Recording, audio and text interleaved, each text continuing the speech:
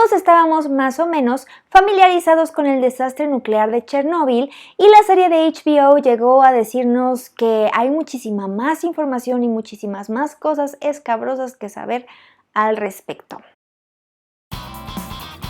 Hola gente de En la Butaca, ¿cómo están? Mi nombre es Mabs Salinas y como se podrán dar cuenta es el momento de hablar de la serie de la que todo el mundo justamente está hablando, Chernobyl, que es la serie de HBO que llegó a ser catalogada o ha sido hasta el momento catalogada como la mejor serie de la historia, incluso por encima de títulos como Breaking Bad o Game of Thrones. Sí es una serie que tiene muchísimas capas de profundidad porque por un lado nos cuenta la historia de cómo ocurrió la catástrofe en el reactor nuclear número 4 de la planta de Chernobyl en abril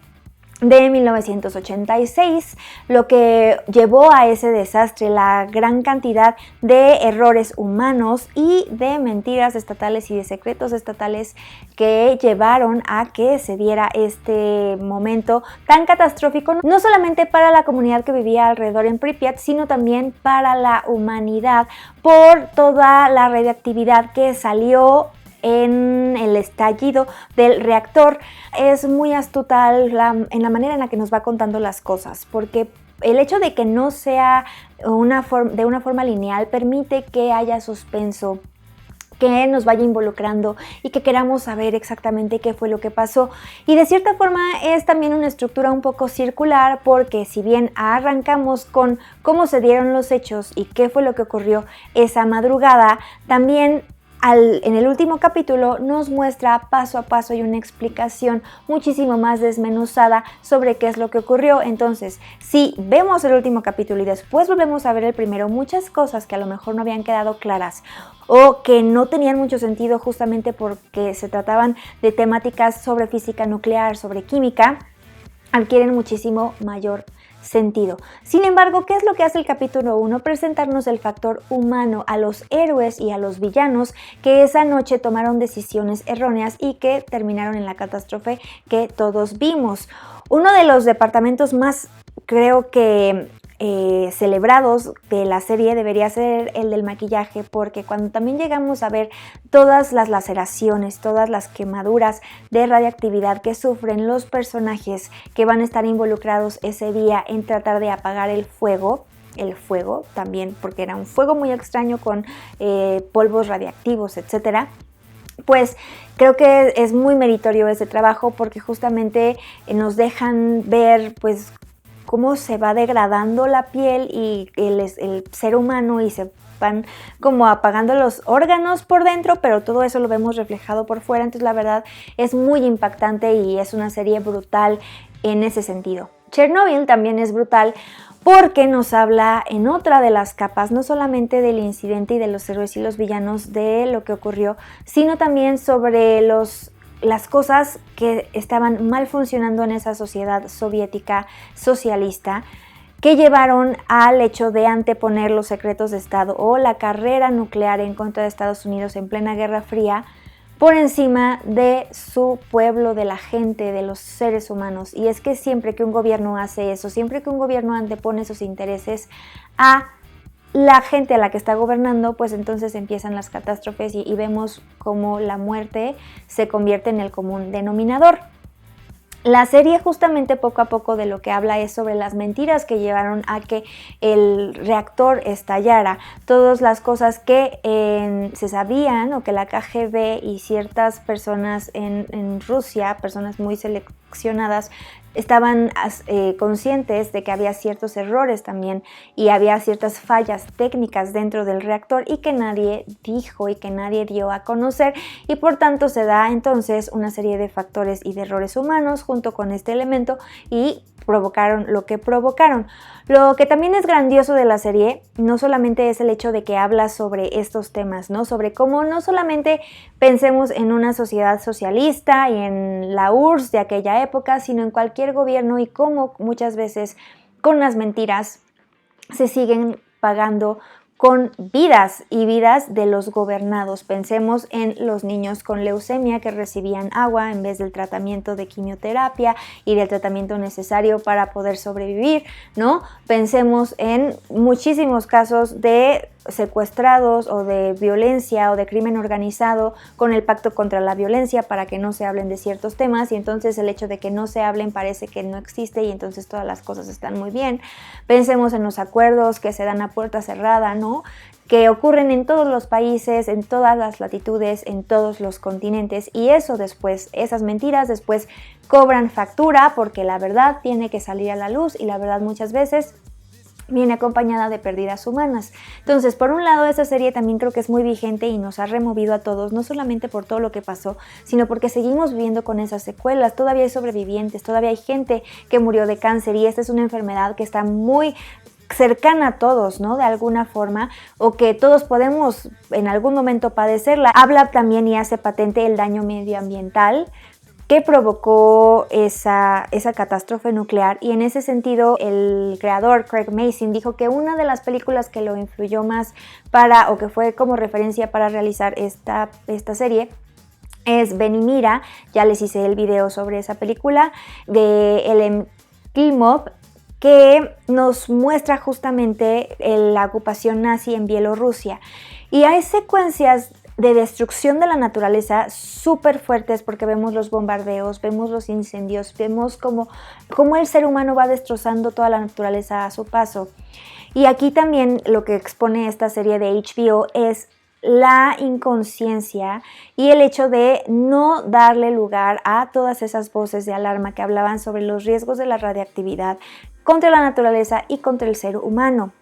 De una forma complementaria a eso, hay un documental actualmente en Netflix que se llama City 40. City 40 nos muestra a una ciudad escondida, porque hay ciudades que aún hoy en la actualidad permanecen cerradas y que durante mucho tiempo, justamente por esta Guerra Fría, eran secretos. Esas ciudades ni siquiera aparecían en los mapas, nadie sabía que existían, y eran ciudades que se realizaban alrededor justamente de plantas nucleares o lugares donde se estaba experimentando con energía nuclear y con la carrera justamente nuclear, la carrera armamentista, la carrera nuclear, entre estos dos polos, estas dos facciones del mundo que estaban en pugna, Estados Unidos y la URSS. Entonces, como en Rusia se enteraron que en Estados Unidos tenían estas ciudades donde todos los familiares de los físicos, matemáticos y todos los ingenieros, etcétera, mentes brillantes que trabajaban en sus reactores y en sus plantas vivían, pues ellos crearon también las suyas, pero obviamente con un control muy férreo y con la KGB como súper ahí al pendiente de todo lo que ocurría. Este documental, entre las muchas verdades funestas que nos revela, habla sobre cómo los residuos tóxicos de esa planta se iban y se desechaban en el río. Y eso es uno de los puntos que, por ejemplo, toca también Chernobyl, ¿no? Y junto con Ben y Mira hablan sobre el daño ambiental que esta catástrofe causó. Otra de las cosas que la serie pone en evidencia es el tema de los liquidadores. Todas las personas, que se cree que fueron más de 600,000 personas que colaboraron de forma voluntaria y a veces voluntariamente a fuerzas, porque cuando el Estado te daba una orden, pues la tenías que cumplir de todas formas y no tenías que hacer preguntas al respecto, nada más ir y cumplir, con desinformación, porque obviamente estas personas tampoco estaban tan conscientes todas del riesgo que estaban sufriendo. Entonces, en la serie vemos a los mineros, vemos a los bomberos que tratan de apagar el fuego y la gran carga de radiactividad que absorbieron sus cuerpos y la factura que pagaron. Vemos también a científicos que estuvieron, ¿no?, pendiente de la situación, particularmente todo a partir de Valery Legasov, que es interpretado magistralmente por Jared Harris, quien nos va mostrando y nos va explicando de una forma muy sencilla por qué es tan peligrosa la radioactividad y por qué es como tener 400, una dosis que en teoría las personas encargadas de la planta decían que era muy pequeña, era como tener 400 rayos X en la mano, lo cual es una cantidad brutal, ¿no? Entonces, todas esas cosas también profundiza de una forma muy adecuada la serie, con un score que es todo el tiempo punzante, todo el tiempo nos está manteniendo en alerta, todo el tiempo nos está avisando que ahí viene un peligro, una monstruosidad invisible, que es el gran villano también de la serie, junto con las personas que eran incompetentes para estar al frente de esa planta nuclear. Entonces habla también sobre la ambición, sobre cómo estas 3 personas, Dyatlov y sus 2 jefes, no estaban para nada capacitados para estar al frente de la planta, y cómo el hecho de que les pudieran dar una promoción en su trabajo también los llevó a forzar una prueba que terminó en la catástrofe, porque muchas veces eso es lo que también pasa en los gobiernos. Por querer uno quedar bien y conseguir un paso propio personal y dejarse llevar por la ambición, gente paga y gente muere. Entonces eso sigue siendo la gran mentira que descubre esta serie, que es el hecho de que las pequeñas mentiras van sumando y todas ellas a final de cuentas nos afectan y nos acaban. Y todo eso obviamente acompañado de grandes actuaciones. Ya les decía que Jared Harris es impresionante, ¿no? No solamente por la convicción y por la emoción que le imprime al personaje, sino por la complejidad de los diálogos cuando nos está hablando de física nuclear como si fuera, ya saben, chilaquiles, ¿no? O sea, la ensalada. O sea, como si realmente tuviera un conocimiento súper profundo y supiera exactamente lo que nos está diciendo. Ese capítulo final en donde se suelta todo este monólogo, donde explica paso a paso qué es lo que pasa con peras y manzanas, es realmente abrumador. Vemos las víctimas, vemos los daños colaterales, vemos la gente que se murió en el puente de la muerte, este lugar al que fueron a observar después de que había sido el estallido. Vemos a las enfermeras y los médicos que atendieron a los pacientes, a los bomberos radiactivos, cómo la ropa de los bomberos sigue siendo radiactiva hasta hoy. Vemos cómo la carne de cañón, a final de cuentas, son estos seres que se convirtieron en el paliativo y que trataron de sofocar y de hacer menos grave el daño al sacrificar sus vidas, al ser buzos y meterse al agua radiactiva, al irse al techo y tratar de apagar el reactor lanzando boro, ¿no? O sea, como que todo eso queda de una forma muy patente y muy impresionante. Igualmente el hecho de que el personaje de Emily Watson, la camarada Cormuk, sea un homenaje a todos los científicos que participaron en el proceso, creo que también es súper atinado. Y qué bueno que también que es una mujer, porque hubo muchas mujeres científicas y ha habido muchas mujeres científicas en la carrera nuclear de ambos lados del océano, y la verdad es que no reciben el reconocimiento adecuado. Entonces creo que también eso es muy valioso y muy aplaudible, que haya sido una mujer la que representara a todos estos científicos. Y que también sea una mujer valiente que está todo el tiempo luchando y proponiendo que se diga la verdad, ¿no? O sea, como el Pepe Grillo o la Pepina Grillo de toda esta situación. Y estas grandes actuaciones además nos dejan ver cómo la injusticia, a final de cuentas, es la reina de este mundo, ¿no? O sea, el hecho de que quienes más daño causan reciben 10 años de trabajos forzados, una condena nimia para todo el daño que causaron a nivel mundial,